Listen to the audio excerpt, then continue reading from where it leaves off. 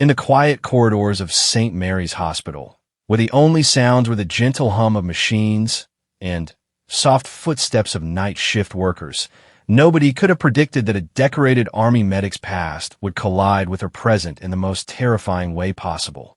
Sarah Chun had traded her combat boots for nursing shoes, her battlefield for hospital wards, believing she had left violence behind forever. But on that fateful Tuesday night in October, when a desperate man with nothing left to lose burst through the emergency room doors with a loaded weapon, Sarah would discover that some skills never fade, and sometimes the very training meant to save lives in war zones becomes the key to protecting innocent people in the place they should feel safest. What happened in those crucial minutes would not only test everything Sarah had learned about courage under fire, but would also reveal the thin line between healing and defending, between the person she used to be and the person she had become. Sarah Chun adjusted her stethoscope around her neck as she walked through the familiar hallways of St. Mary's Hospital. The clock on the wall showed 11:47 p.m., and the night shift was settling into its usual rhythm. After 3 years working as a registered nurse, she had grown comfortable with the peaceful atmosphere that descended over the hospital after visiting hours ended. The harsh fluorescent lights of daytime had been dimmed to a softer glow, creating long shadows that stretched across the polished floors. She paused at the nurse's station to check the patient roster one more time. Room 314 needed pain medication in an hour, and the elderly man in 318 would require assistance with his breathing treatment at midnight. Mrs. Rodriguez in 322 had been asking about her test results, and Sarah made a mental note to follow up with the doctor in the morning. These were the kinds of problems she preferred now, ones that could be solved with compassion, medical knowledge, and patience. It hadn't always been this way. 8 years ago, Sarah had been Sergeant Chun, serving as a combat medic with the 82nd Airborne Division in Afghanistan. Back then, her nights were filled with the constant threat of incoming mortars, the weight of a fully loaded medical pack on her shoulders, and the responsibility of keeping her fellow soldiers alive under the most dangerous conditions imaginable. She had earned 3 commendations for valor, including one incident where she had crawled through enemy fire to reach a wounded soldier, dragging him to safety while bullets whizzed past her head. But those days felt like another lifetime now. After completing her military service, Sarah had used her GI benefits to earn her nursing degree, determined to use her medical skills in a place where healing didn't have to compete with violence. St. Mary's had been the perfect fit, a mid-sized community hospital where she could make a real difference in people's lives without the constant edge of danger that had defined her military years. Sarah's colleague, Janet Morrison, looked up from her computer as Sarah approached the desk. Janet was in her 50s, a veteran nurse who had been at St. Mary's for over 20 years. She had taken Sarah under her wing when she first started, helping her adjust to civilian nursing after her military medical background. "How's Mr. Patterson doing?" Janet asked, referring to the heart surgery patient who had been admitted that afternoon. "Stable," Sarah replied, settling into the chair beside her. "His vitals are good, and he's responding well to the medication. I think he'll be ready to move out of intensive monitoring by tomorrow afternoon." Janet nodded approvingly. "You have such a calm way with the patients. They trust you immediately. It's a gift." Sarah smiled softly. If only Janet knew about the hypervigilance that still kicked in during stressful situations, or how she automatically assessed every room for potential threats and exit routes. The calm that others saw was actually the result of years of military training that had taught her to remain steady under pressure. But she had learned to channel that training into her nursing practice, using her ability to stay composed during medical emergencies to provide better patient care. The emergency department was located 1 floor below the medical ward where Sarah worked, but she could sometimes hear the ambulance sirens through the building's walls. Tonight had been unusually quiet. No major traumas, no critical cases that required all hands on deck. Dr. Williams, the attending physician on duty, had even commented earlier that it might be one of those rare peaceful nights where everyone could catch up on paperwork and maybe grab a proper dinner break. Sarah was reviewing patient charts when her phone buzzed with a text from her younger brother David. He was a police officer in the same city, working the night shift for the local department. His message was brief. Busy night here. Stay safe, sis. Love you. She typed back quickly. Always do. You too. See you for lunch Sunday. David worried about her sometimes, though he never said it directly. He had been in high school when she deployed to Afghanistan, and he had spent those months terrified that he would lose his big sister to the war. When she came home and decided to become a nurse, he had been relieved that she was choosing a safer career. If only he knew that hospitals could have their own dangers. The elevator dinged softly at the end of the hallway, and Sarah looked up to see Dr. Martinez stepping out. He was the emergency room physician who had been on duty since 6 that evening. His usually neat appearance looked slightly disheveled, and there was a tension in his posture that immediately caught Sarah's attention. "Sarah," he called out as he approached the nurse's station. "Can I speak with you for a moment?" She stood up, noting the serious tone in his voice. Dr. Martinez was typically laid back, known for his jokes and his ability to keep things light even during stressful situations. This was different. "What's going on?" she asked. Dr. Martinez glanced around to make sure they had some privacy before speaking in a low voice. "We just had a situation in the ER. A man came in about an hour ago, claiming he needed treatment for a work injury. But something felt off about his story. Security noticed he kept looking around nervously, and he refused to provide proper identification or insurance information." Sarah felt a familiar tingle of alertness, the same sensation she used to get in Afghanistan when something didn't feel right about their surroundings. "Is he still down there?" "That's just it," Dr. Martinez continued. "He left suddenly about 30 minutes ago, but not through the main entrance. One of our security guards saw him heading toward the stairwell that leads to the upper floors. We've been doing a quiet sweep, but we haven't found him yet." Janet, who had been listening to the conversation, frowned with concern. "Should we call the police?" Dr. Martinez hesitated. "We don't want to cause a panic if it turns out to be nothing. Maybe he just got lost looking for the bathroom or the cafeteria. But I wanted to let the floor nurses know to keep an eye out for anyone who doesn't belong." Sarah nodded, her mind automatically shifting into threat assessment mode. What did he look like? White male, probably in his 40s, about 6 feet tall, wearing a dark jacket and jeans. He had a baseball cap pulled down low over his face, and he kept his hands in his pockets the whole time he was in the ER. As Dr. Martinez spoke, Sarah found herself mentally mapping the layout of the hospital, identifying potential hiding spots and escape routes. It was an old habit from her military days, one that she had never quite been able to shake. She also found herself wondering what might be in those pockets that the man had been so careful to conceal. "I'll keep an eye out," Sarah assured him, "and I'll let the other nurses know discreetly." After Dr. Martinez returned to the emergency department, Sarah shared the information with Janet and the 2 other nurses working the night shift.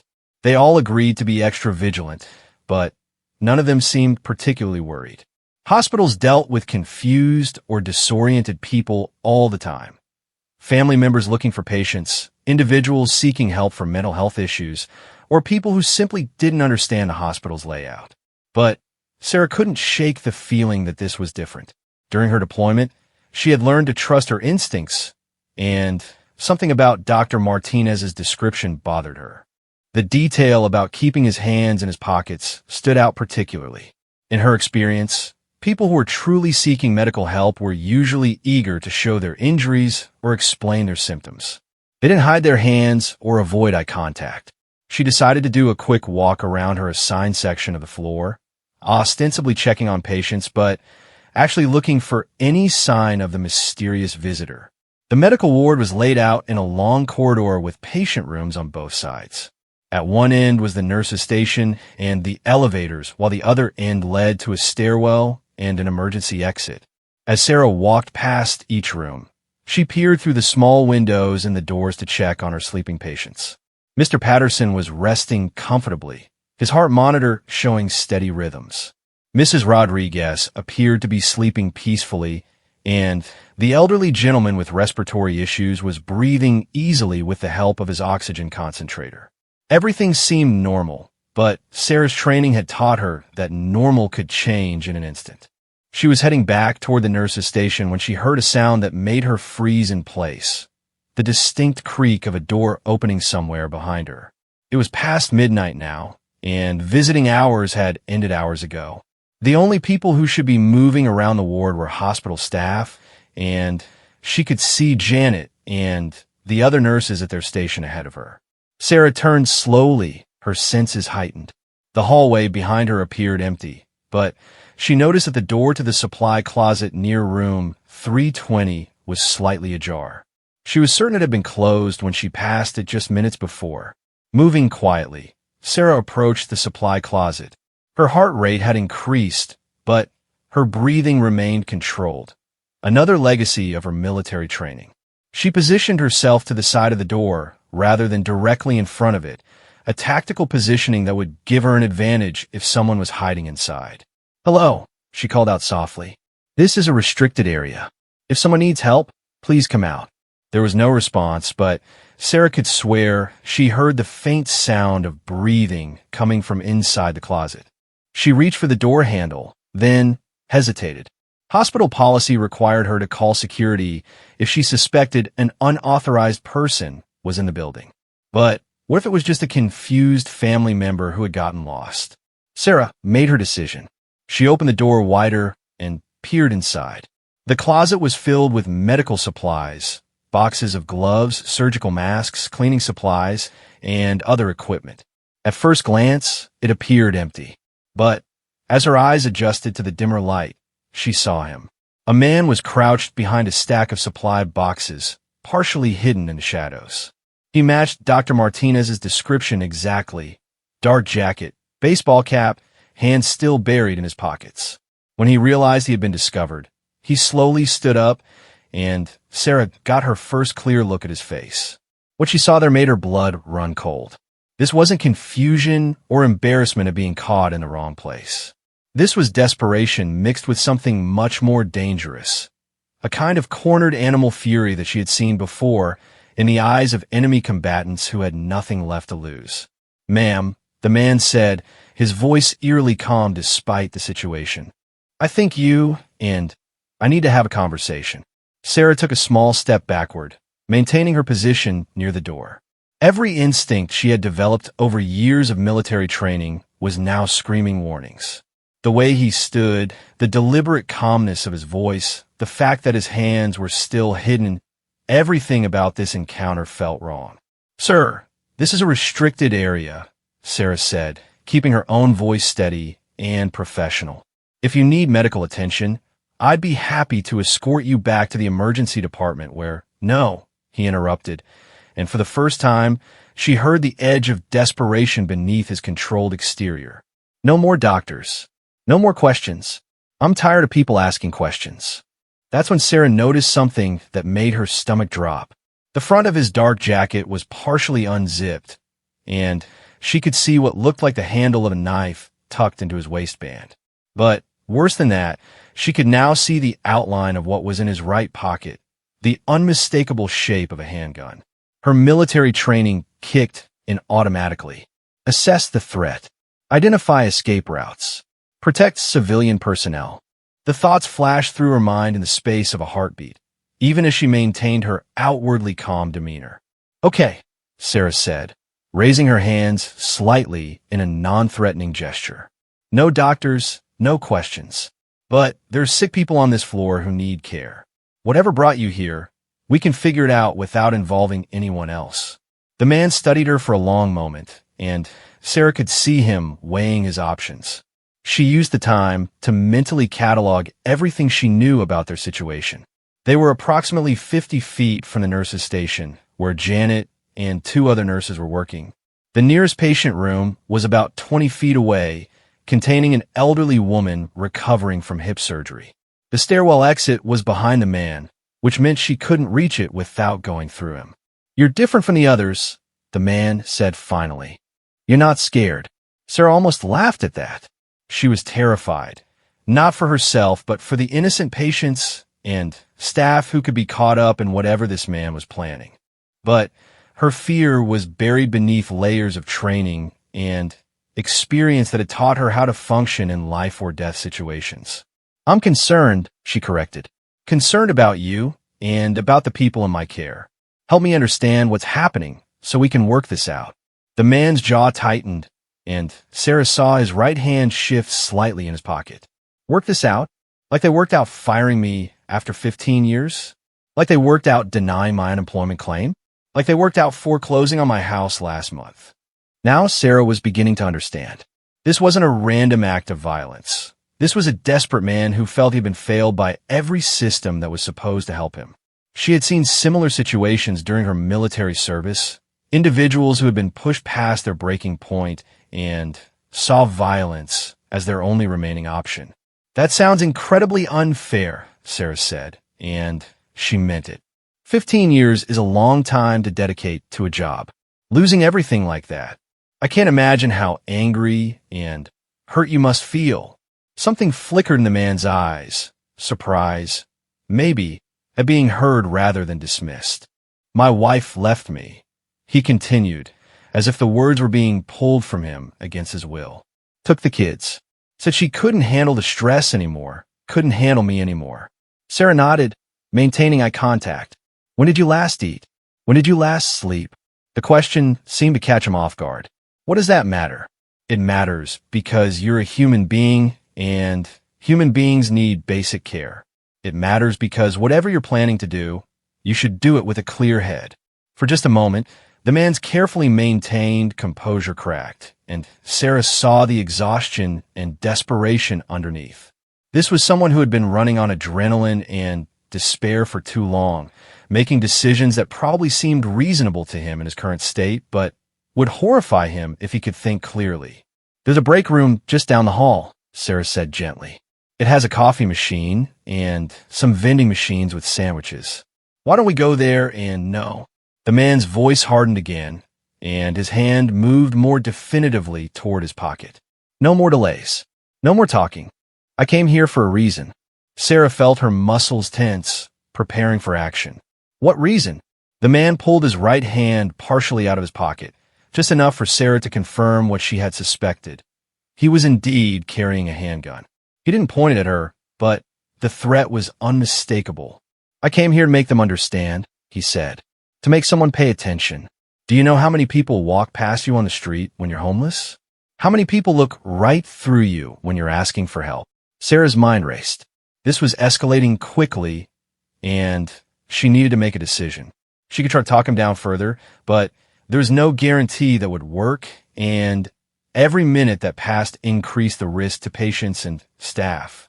She could try to back away and call for help, but he might interpret that as a betrayal and become violent immediately. Or she could use the skills that had kept her alive in Afghanistan and her fellow soldiers safe in countless dangerous situations. "Sir," Sarah said, taking a very small step closer rather than backing away. "I hear you. I understand that you feel invisible, that you feel like no one cares. But the people on this floor, the patients sleeping in these rooms, they didn't make those decisions that hurt you. They're just trying to get better so they can go home to their families." The man's grip on the gun tightened. Everyone's got to pay some time. That's how the world works. That's when Sarah knew that talking wasn't going to be enough. She had seen that look before in the eyes of insurgents who had decided that dying for their cause was preferable to living with their pain. This man had crossed a psychological line, and the only question now was whether she could stop him before he hurt innocent people. Her training had taught her that sometimes the most compassionate thing you could do for someone who was about to commit an act of violence was to prevent them from carrying it out.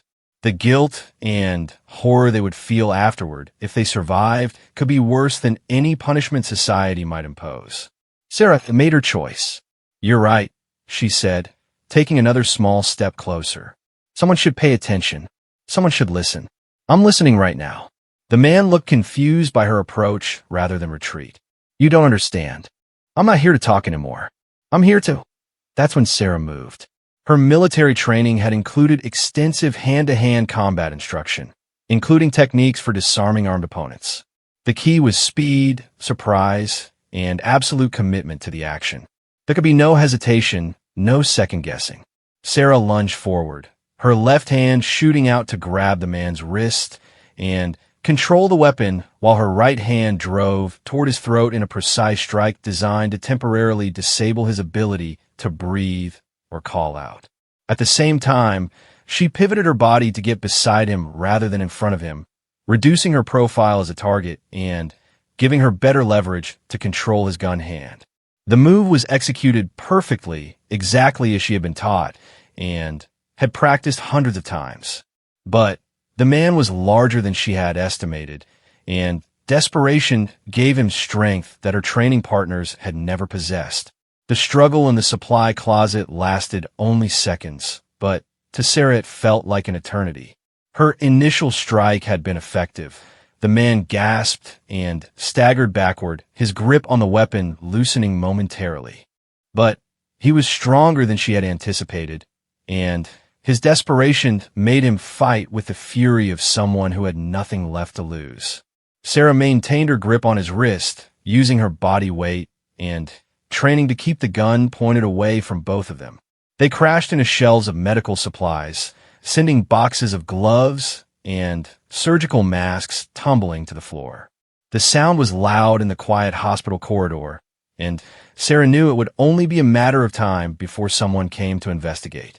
"Let go," the man hissed, trying to wrench his arm free. "You don't know what you're doing." Sarah didn't waste breath responding.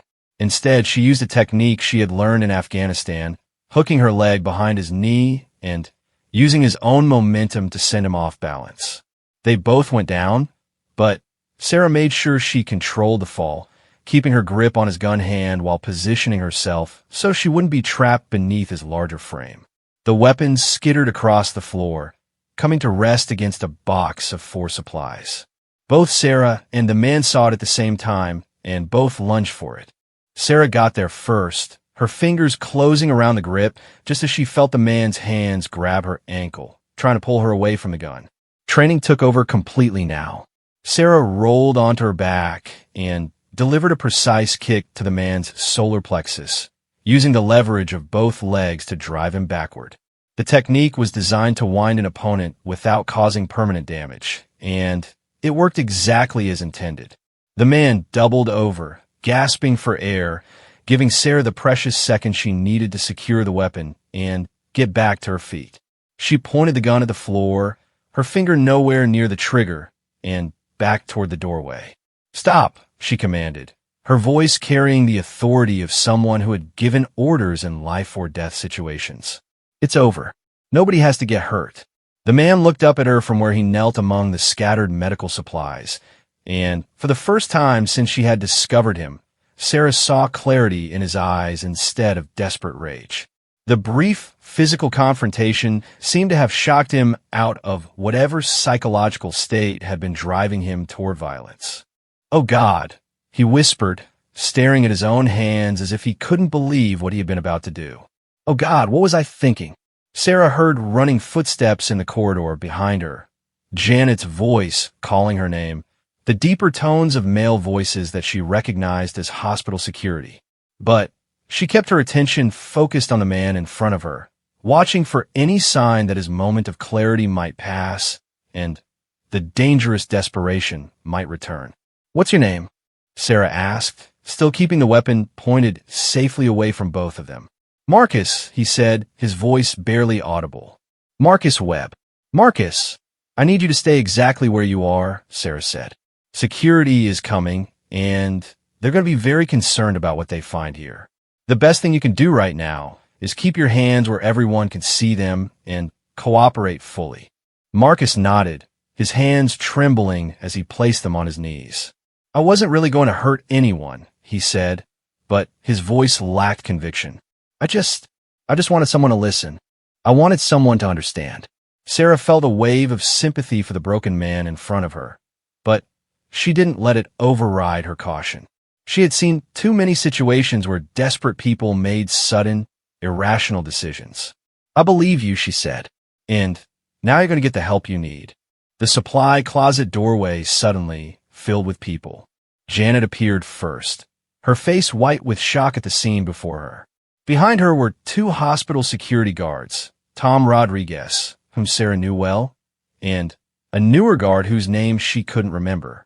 Bringing up the rear was Dr. Martinez, apparently summoned from the emergency department by the commotion.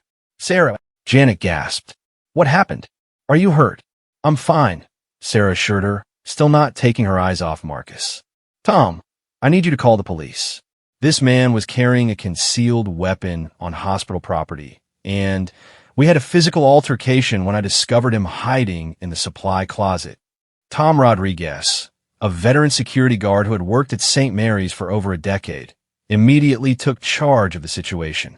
He spoke quickly into his radio, requesting police assistance, while the second guard moved to position himself between Marcus and the hospital corridor. Dr. Martinez stepped forward, his medical training automatically assessing everyone for injuries. "Sarah, you have blood on your arm." Sarah looked down and saw that he was right. A small cut on her forearm was bleeding, probably from when they had crashed into the supply shelves. "It's superficial," she said. "Just a scrape. We should still clean and dress it," Dr. Martinez said. "And Marcus, is it? I need to ask if you're injured and if you need medical attention." Marcus looked up at the doctor with an expression of profound confusion. "You want to help me? Even after what I just did?" "That's what we do here," Dr. Martinez replied simply. "We help people who need medical care, regardless of the circumstances that brought them to us." Within 10 minutes, the hospital corridor had filled with police officers. Sarah recognized several of them from her brother David's department, though David himself wasn't among the responding officers. Detective Lisa Park, whom Sarah had met at various department social events, took charge of the scene. Detective Park was a methodical investigator in her early 40s, known for her ability to remain calm under pressure and her skill at de-escalating tense situations. She approached Sarah first, noting the way she was still holding the weapon safely pointed toward the floor. "Sarah Chun," Detective Park said, "I'm going to need you to carefully place that weapon on the ground and step away from it." Sarah complied immediately, using proper safety procedures to unload the gun before placing it on the floor. Detective Park nodded approvingly at Sarah's weapons handling, then gestured for one of the crime scene technicians to bag the evidence. "Are you injured?" Detective Park asked. "Minor cuts and scrapes," Sarah replied. "Nothing serious." Detective Park turned her attention to Marcus, who was now sitting on the floor with his back against the supply closet wall, looking utterly defeated. "Mr. Webb, I'm Detective Park with the City Police Department. I need to inform you that you're under arrest for carrying a concealed weapon on hospital property and for assault. You have the right to remain silent." As Detective Park read Marcus's rights, Sarah found herself studying the man's face. The dangerous desperation she had seen earlier was completely gone now, replaced by a kind of hollow exhaustion. This was someone who had been pushed to his absolute breaking point and then pulled back from the edge. "Detective Park," Sarah said quietly, "when you interview him, you should know that he's been under extreme stress. He mentioned losing his job, his house, his family. He may need mental health evaluation as well as criminal processing." Detective Park nodded. "We'll make sure he gets appropriate evaluation. But right now, I need to get statements from everyone involved. Sarah, can you walk me through what happened from the beginning?" Sarah provided a detailed account of the evening's events, from Dr. Martinez's initial warning about the suspicious individual to the physical confrontation in the supply closet. She was careful to stick to factual observations rather than interpretations, a skill she had learned during her military debriefings. "You mentioned that you served in the military," Detective Park said when Sarah finished her account. "What was your background?" "I was a combat medic with the 82nd Airborne," Sarah replied. 3 tours in Afghanistan. I received training in both medical care and combat situations, including hand-to-hand combat and weapons disarmament." Detective Park made notes in her pad. "That training probably saved lives tonight. If you hadn't been able to disarm him when you did." She didn't finish the sentence, but Sarah understood. If Marcus had gotten past her, he would have emerged into the hospital corridor with a loaded weapon his desperation intact, and his inhibitions completely gone. The patients sleeping peacefully in their rooms, the nurses working at their station, the doctors making their rounds. Any or all of them could have become targets of a man who felt he had nothing left to lose. As the police processed the scene and took statement from all the witnesses, Sarah found herself thinking about the split-second decision that had changed the trajectory of the entire night. If she had chosen to retreat and call for help instead of confronting Marcus directly, would the outcome have been different? Would more people have been hurt? Or would the situation have been resolved more peacefully? There was no way to know, and Sarah had learned long ago that second-guessing tactical decisions was a luxury that could paralyze someone when the next crisis arose. She had assessed the situation, identified the threat, and acted according to her training. The outcome: no innocent people harmed, the threat neutralized, the perpetrator taken alive, suggested that she had made the right choice. Dr. Martinez approached as the police were finishing their initial investigation. "Sarah, I think you should take the rest of the night off. This was a traumatic incident." "And I'm fine," Sarah interrupted. "My patients still need care, and we're already short-staffed on the night shift." Dr. Martinez studied her face carefully. "You've just been in a life-threatening situation. No one would think less of you for needing some time to process what happened." Sarah appreciated his concern, but she also knew herself well enough to understand that staying busy was often the best way for her to handle traumatic events. During her military service, she had learned that dwelling on dangerous situations after they were over was less helpful than focusing on the immediate needs of the people in her care. "Honestly, I'd rather stay," Sarah said. "But I will need about 15 minutes to clean up and get my bearings." Dr. Martinez nodded reluctantly. "Okay, but I want you to promise me that if you start feeling overwhelmed or if you need to talk to someone about what happened, you'll let me know immediately." Janet, who had been unusually quiet during the police investigation, finally approached Sarah as the officers were preparing to leave with Marcus in custody. "I can't believe what just happened," she said, her voice still shaky. "I've been working here for 20 years, and I've never seen anything like that." Sarah put a reassuring hand on Janet's shoulder. "Are you okay? I know this was scary." Janet shook her head. "I should be asking you that question. Sarah, what you did, I don't know how you stayed so calm. I don't know how you knew what to do." "Training," Sarah said simply. "And honestly, I was terrified the whole time.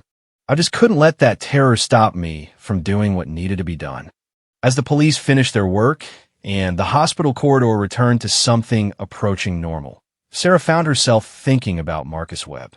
She wondered what had happened in his life to bring him to that supply closet with a gun, desperate enough to threaten innocent people, but still human enough to be reached through conversation and compassion. Detective Park approached Sarah one final time before leaving. "We'll need you to come to the station tomorrow to sign your formal statement," she said. "And there will probably be follow-up questions as we investigate Mr. Webb's background and circumstances." "Of course," Sarah replied. "Detective Park, what's likely to happen to him?" Detective Park considered the question carefully. "That depends on a lot of factors: his criminal history, his mental state, the specific charges the district attorney decides to file. But given that no one was seriously injured and that he didn't actually use the weapon, he may be looking at treatment rather than just punishment." After everyone left, Sarah finally had a chance to process what had happened. She went to the staff bathroom and looked at herself in the mirror for the first time since the confrontation. Her scrubs were wrinkled and had small tears where they had caught on the supply shelving.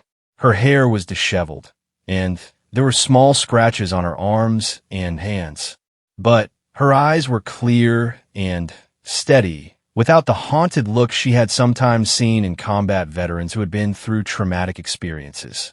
She cleaned her minor wounds and straightened her appearance, then returned to the nurse's station where Janet was waiting with a cup of coffee and a concerned expression. "The patient slept through everything," Janet reported. "Mrs. Rodriguez asked about the noise, but I told her it was just some equipment being moved around. No need to worry them with what really happened." Sarah nodded gratefully. How much time do I have before Mr. Patterson needs his medication? Janet checked the clock. About 30 minutes. Sarah, are you sure you don't want to go home? I can call on someone to cover the rest of your shift. Sarah considered the offer, but she knew that going home to her empty apartment would just give her too much time to think about all the ways the night could have gone wrong. Here at the hospital, surrounded by the familiar routine of patient care, she could process the evening's events gradually while still feeling useful and productive. I'll stay, she said firmly, but thank you for offering. As Sarah settled back into her normal routine, checking on patients and reviewing medical charts, she reflected on the strange intersection of her past and present that had occurred in that supply closet. She had spent 3 years believing that she had left her military identity behind, that Sergeant Chun was a completely different person from Nurse Sarah Chun. But tonight had shown her that the two identities weren't as separate as she had thought. The courage, training, and tactical thinking that had made her an effective combat medic were the same qualities that had enabled her to protect her patients and colleagues when faced with a dangerous situation. She wasn't two different people. She was one person who had learned to apply her skills in different environments. The realization was both comforting and unsettling. Comforting because it meant that all of her experiences, even the difficult ones, had value and purpose. Unsettling because it reminded her that violence could intrude into even the most peaceful settings, and that her hard-won military skills might be needed again when she least expected it. 3 weeks after the incident, Sarah was finishing her shift on a quiet Thursday morning when Dr. Martinez approached her with an unusual request. He carried a manila folder in his hands and with a kind of expression that suggested he had been thinking carefully about what he was going to say. Sarah, do you have a few minutes to talk? He asked. There's something I'd like to discuss with you. They went to his office, a small space adjacent to the emergency department that Dr. Martinez had personalized with family photos and medical journals. He gestured for Sarah to take a seat, then settled behind his desk with the folder still in his hands. I've been in contact with Detective Park about Marcus Webb's case. Dr. Martinez began. She thought you might be interested in knowing how things have developed. Sarah leaned forward slightly. She had been wondering about Marcus, but hadn't felt comfortable contacting the police directly for updates. How is he doing? Dr. Martinez opened the folder and glanced at the papers inside. Better than anyone expected. Actually, the psychological evaluation revealed that he was suffering from severe depression and anxiety following his job loss and family breakdown. He's been receiving treatment at the county mental health facility, and his doctors say he's responding well to medication and counseling. That's good to hear, Sarah said, and meant it. Despite everything that had happened, she couldn't forget the moment when Marcus had looked at his own hands with horror, realizing what he had been about to do. There's more, Dr. Martinez continued. Marcus specifically asked Detective Park if he could write you a letter. It's been reviewed by his treatment team and the legal authorities, and they felt it might be therapeutic for both of you if I passed it along. Dr. Martinez handed Sarah a sealed envelope with her name written on it in careful handwriting. She turned it over in her hands, uncertain whether she wanted to read what Marcus had written. You don't have to read it now, or even at all, Dr. Martinez said gently. But he seemed to feel that it was important to express his gratitude for the way you handled the situation. Sarah slipped the letter into her pocket. What's going to happen to him legally? The district attorney has agreed to a plea arrangement. Marcus will plead guilty to the weapons charge and receive probation along with mandatory continued mental health treatment. Given that he didn't actually threaten anyone directly and that there were clearly extenuating circumstances, everyone involved felt that treatment was more important than punishment. After leaving Dr. Martinez's office, Sarah went to the hospital cafeteria and found a quiet corner table where she could read Marcus's letter in private. She opened the envelope carefully and unfolded 2 pages of handwritten text. Dear Sarah, the letter began. I don't know if you'll ever read this, but I needed to try to explain what happened that night and to thank you for probably saving my life. Marcus went on to describe the months leading up to his breakdown, The job loss that had come without warning after 15 years of loyal service, the financial stress that had destroyed his marriage, the gradual isolation as friends and family grew tired of his anger and despair. He wrote about sleeping in his car and struggling to find work, about the growing rage that had consumed his thoughts and the desperate plan that had brought him to the hospital that night. I convinced myself that if I could force someone in authority to listen to me, if I could make someone understand how the system had failed me, then maybe something would change. But I know now that I wasn't really thinking clearly. The man who brought that gun into the hospital wasn't me. It was my desperation and anger wearing my face. The letter described Marcus's perspective on their confrontation in the supply closet. He wrote about the moment when Sarah had said she was listening, when she had acknowledged his pain instead of dismissing it. He described how her calm professionalism had cut through his rage and reminded him that the people around him were human beings, not symbols of the system that had failed him. When you stopped me, you didn't just prevent me from hurting other people.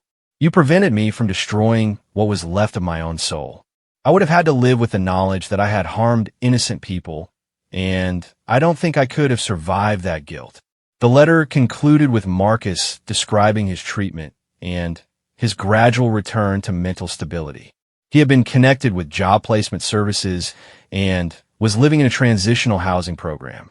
His relationship with his ex-wife and children was still strained, but they had agreed to family counseling sessions. Most importantly, he was learning to manage his depression and anxiety with proper medical support. I know that saying thank you isn't enough for what you did, the letter ended.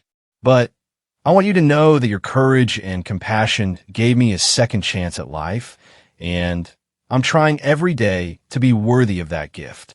Sarah folded the letter carefully and sat back in her chair, processing what she had read. She had spent the past 3 weeks occasionally wondering if she had handled the situation correctly, if there had been a better way to resolve the crisis without violence. Marcus's words reassured her that her instincts had been sound, but they also reminded her of how many factors had to align perfectly for the night to end as well as it did. Her phone buzzed with a text from her brother David. "Lunch today? I want to hear how you're doing after everything." Sarah had told David about the incident the day after it happened, though she had downplayed the danger involved to avoid worrying him unnecessarily. Like everyone else, he had been amazed by her quick thinking and decisive action, but he had also expressed concern about how the experience might affect her emotionally. She texted back, "Meet me at Romano's at 1 o'clock. I have some things to tell you." An hour later, Sarah sat across from her younger brother in their favorite Italian restaurant, watching him process the full story of what had happened that night at the hospital. David had inherited their father's expressive face, and Sarah could see him working through a mixture of pride, concern, and professional interest as she described the confrontation with Marcus. "So, when you moved to disarm him," David said, leaning forward intently, "you were essentially using the same techniques you learned in combat training?" "Exactly the same," Sarah confirmed. "It was like muscle memory. I didn't have to think about what to do. My training just took over." David shook his head in amazement. "Do you realize how remarkable that is?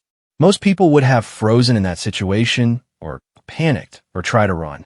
You assessed the threat and neutralized it using minimal force." "I was terrified the whole time," Sarah admitted. "But the fear didn't paralyze me. If anything, it sharpened my focus." "That's what good training does," David said. "It gives you something to fall back on when your conscious mind is overwhelmed by adrenaline and fear." David had been a police officer for 6 years, and Sarah could see him analyzing the incident from a law enforcement perspective. "From what you're describing, you made all the right tactical decisions. You tried verbal de-escalation first. You only used physical force when the threat became imminent, and you controlled the weapon as soon as possible to prevent further violence." Sarah sipped her coffee thoughtfully. "The thing that surprised me most was how quickly it was over. The whole physical confrontation probably lasted less than 30 seconds. But the emotional impact has lasted weeks." "That's normal," David assured her. "Even experienced police officers and soldiers can be affected by violent encounters long after they're over. Have you thought about talking to someone professionally about it? Sarah had considered counseling, but she had been hesitant to seek help for reasons she couldn't quite articulate. I feel like I should be able to handle this on my own. I've been through worse things during my deployment. David studied his sister's face carefully. Sarah, there's no shame in getting support after a traumatic experience. And honestly, the fact that this happened in a place where you felt safe probably makes it more psychologically challenging than combat situations where you expected danger. He was right, Sarah realized. During her military service, she had been mentally prepared for violence and danger every day.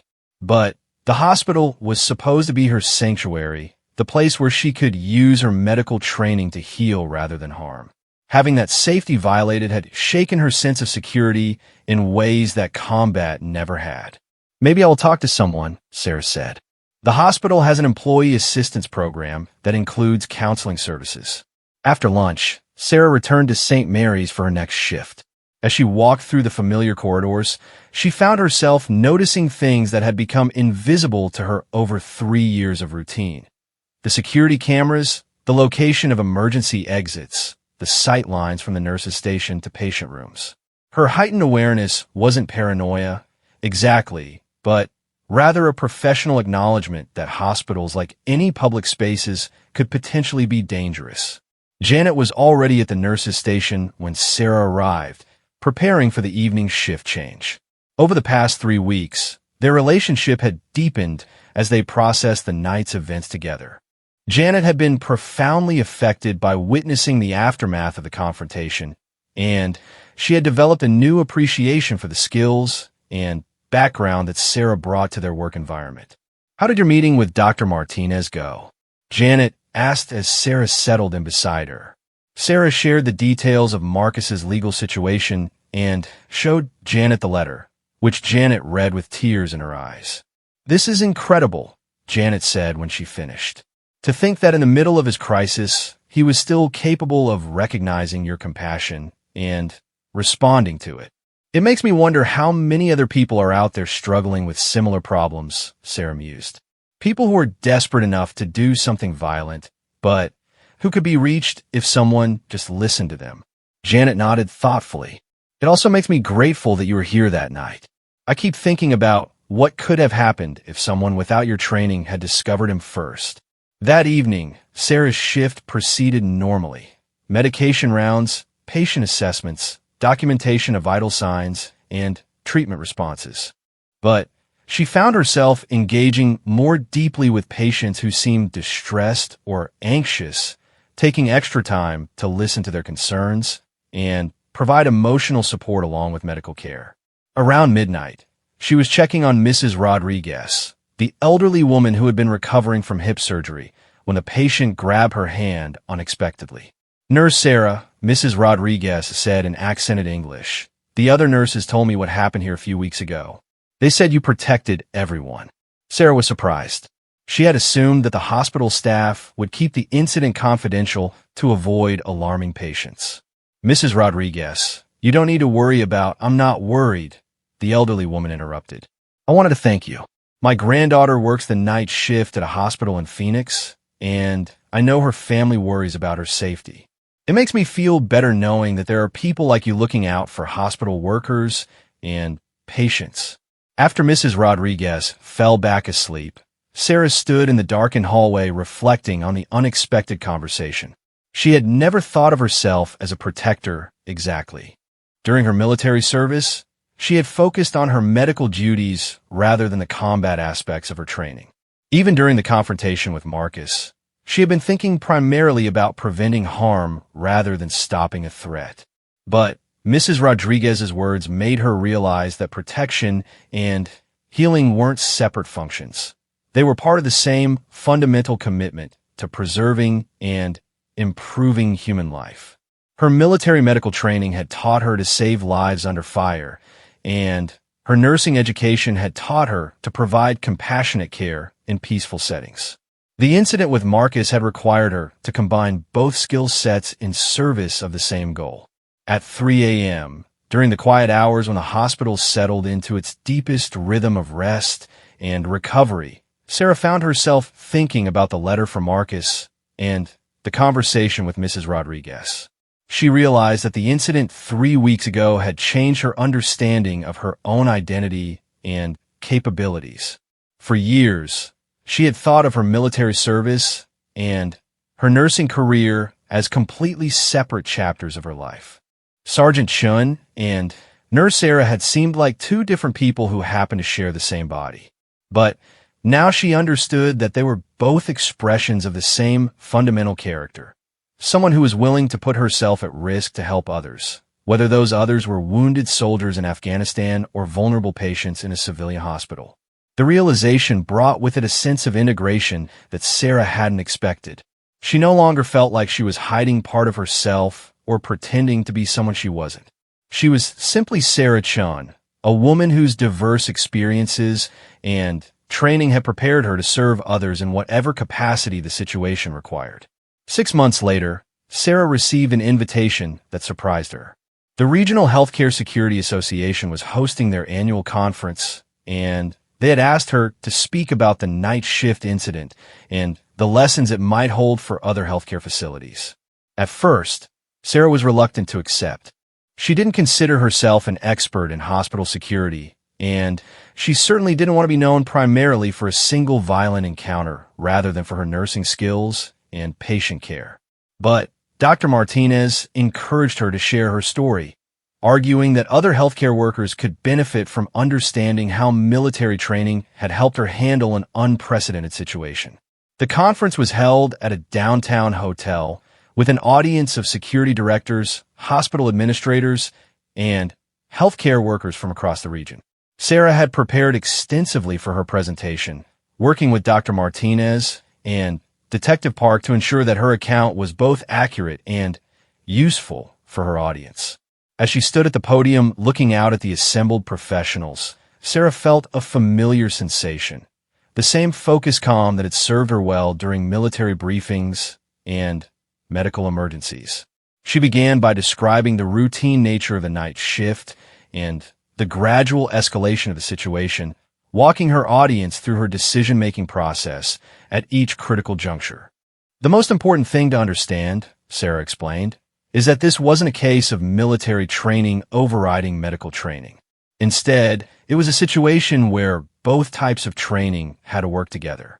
My military experience taught me to assess threats and respond decisively under pressure.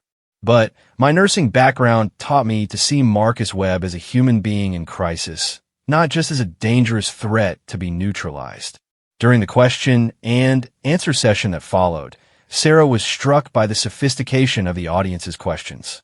These were professionals who dealt with security concerns every day, and they understood the complex balance between maintaining a safe environment and preserving the open, healing atmosphere that hospitals needed to function effectively. One security director asked how other healthcare workers without military backgrounds could prepare for similar situations. Sarah thought carefully before responding. "I think the key isn't necessarily learning combat techniques," she said. "It's developing the confidence to trust your instincts when something feels wrong, and having a clear understanding of your priorities in a crisis situation. For healthcare workers, that priority is always the safety and well-being of patients and colleagues." Another questioner asked about the psychological aftermath of the incident. Sarah was honest about her initial reluctance to seek counseling and the eventual recognition that professional support had been helpful in processing the experience. "One thing I learned," she said, "is that handling a crisis well in the moment doesn't mean you won't be affected by it afterward. Taking care of your own mental health isn't a sign of weakness. It's a professional responsibility that enables you to continue providing quality care to others." After the conference, Sarah drove home through the familiar streets of her city, thinking about how much her life had changed since that night 6 months ago. The incident with Marcus had forced her to confront aspects of her identity that she had been trying to keep separate, and the integration of her military and nursing backgrounds had ultimately made her a more complete and confident professional. She had also developed a deeper appreciation for the complexity of human nature and the thin lines that separated desperation from violence, healing from harm, courage from recklessness.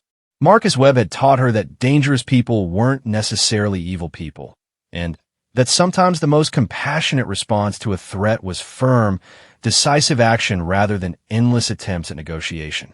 As Sarah pulled into her apartment complex parking lot, she reflected on the fact that she was no longer the same person who had started her nursing career 3 years earlier. She was still dedicated to healing and patient care, but she now understood that those commitments might sometimes require her to draw upon all of her experiences and training, including the parts of her background that she had once thought were irrelevant to civilian life. The next week, Sarah received a final letter from Marcus Webb. He wrote to tell her that he had completed his probation successfully, had found steady employment with a construction company, and was living in his own apartment. Most importantly, he had been able to rebuild his relationship with his children, who were now comfortable visiting him regularly. "I wanted you to know that the second chance you gave me hasn't been wasted," Marcus wrote. "I'm not the same person I was that night at the hospital. I'm getting the help I need, I'm contributing to my community, and I'm trying every day to be someone my children can be proud of." The letter included a photograph of Marcus with his 2 teenage children at a local park. He looked healthy and relaxed, completely different from the desperate, dangerous man Sarah had encountered in the supply closet 6 months earlier. The transformation was a powerful reminder that people could change, that crises could become turning points, and that acts of courage and compassion could have ripple effects that extended far beyond the immediate moment.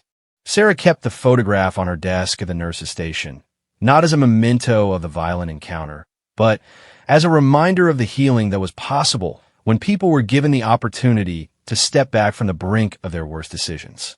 It served as a daily affirmation that her work as a nurse, whether it involved administering medications, providing emotional support, or occasionally preventing violence, was part of a larger commitment to preserving and nurturing human potential.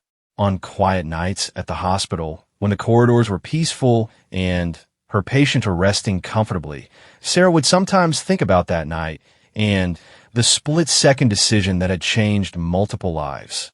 She had learned that courage wasn't the absence of fear, but rather the willingness to act in spite of fear when action was necessary. She had discovered that her various experiences and training weren't competing identities, but rather complementary aspects of a single, integrated commitment to serving others. Most importantly, she had come to understand that healing and protection weren't opposite forces, but rather 2 sides of the same fundamental human impulse: the desire to preserve life, reduce suffering, and help people become the best versions of themselves.